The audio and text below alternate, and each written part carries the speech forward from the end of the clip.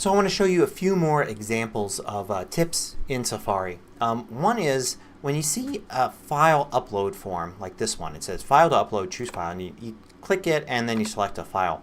You don't have to actually click it and select a file. You can drag and drop. If you drag it, something like an image or whatever file it expects over, you can see it adds it there and it even gives you an indicator. Now a lot of times websites are more sophisticated now and they actually say drop zone or drag your image here.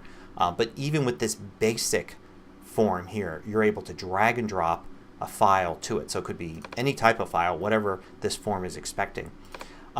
Here's another tip here with forms. So you see a form like this, you see something where you need to fill something out. In Safari you have the ability to expand the size of these. You can look at the bottom right corner and you always see these little lines here. You can click and expand the size of this area. So a lot of times you get like a form on a page and they give you too small of an area to type in and you can just click and expand it.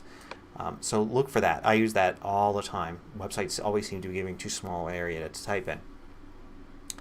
And here's something I want to show you that improves security.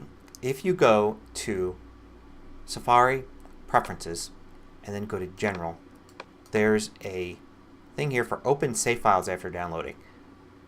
I think that's still checked by default, and if not, if you've been using for Mac for a while, it definitely was the default to have that checked.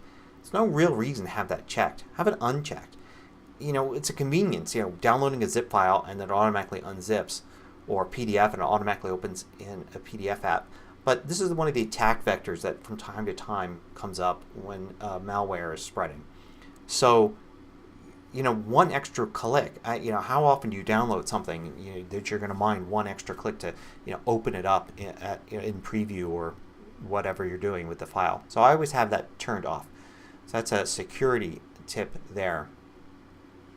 Now websites from time to time will ask you if it's okay to send you notifications. And sometimes it's easy to click yes and say, oh sure, and then you end up getting all these notifications from a website. You can change that.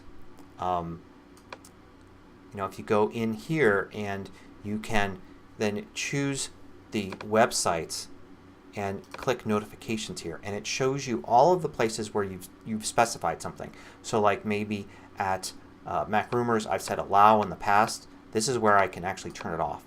And this is a big tip, allow websites to ask for permissions to send push notifications. If you are sick of seeing those every time you go to a website, you can turn it off and you won't be bothered by them. You can still, if somebody tells you, oh, the notifications from this site are something you really need, you can still go in here and add it, or you can turn this on for that one website. But it's handy to know that's there, because certainly too many websites now are trying to send notifications and not everything is all that important. And here's one last tip. I'm going to play this video here at my site, and there's going to be audio associated with it. I'm going to open up another tab, and I can click here, this little button here, and it mutes audio. If audio is playing in a tab, you'll see this appear, and you can mute it and unmute it.